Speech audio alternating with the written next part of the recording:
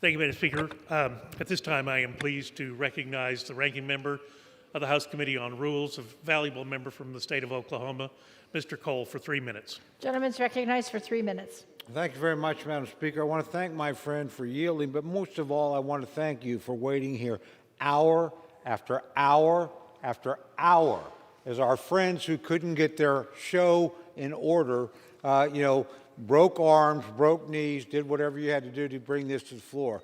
Thank you for being here and making sure that things were done appropriately in a procedural way.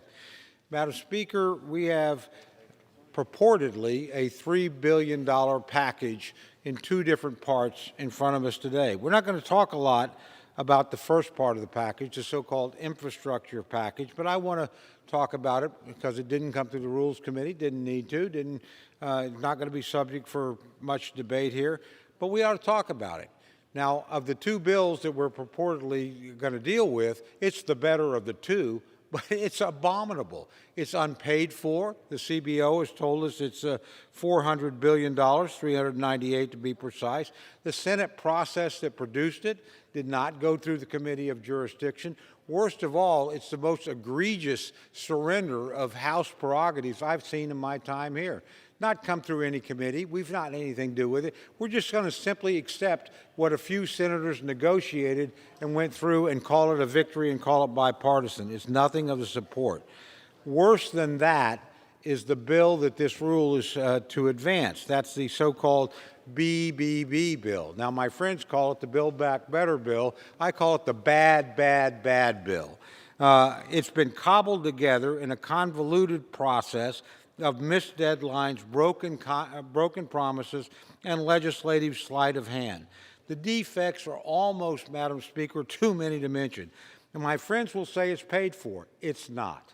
Quite frankly, they have about $1.5 billion of revenue as far as we can tell, and they have, quote unquote, 1.75 trillion, excuse me, I said billion, trillion dollars of expenditures.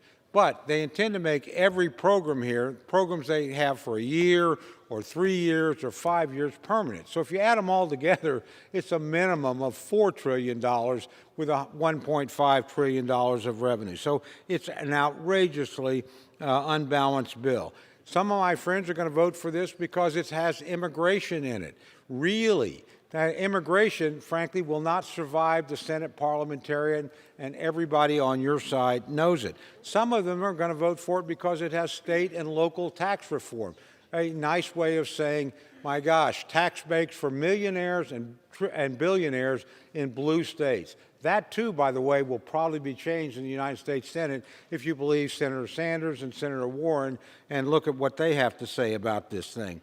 Finally, we have some people that say, well, I'm going to vote for it because, it's just the right thing to do. It's the wrong thing to do for the American people.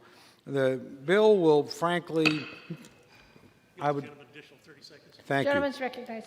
Thank you, Madam Speaker, and I thank my friend. This bill, by the way, will not get better in the Senate.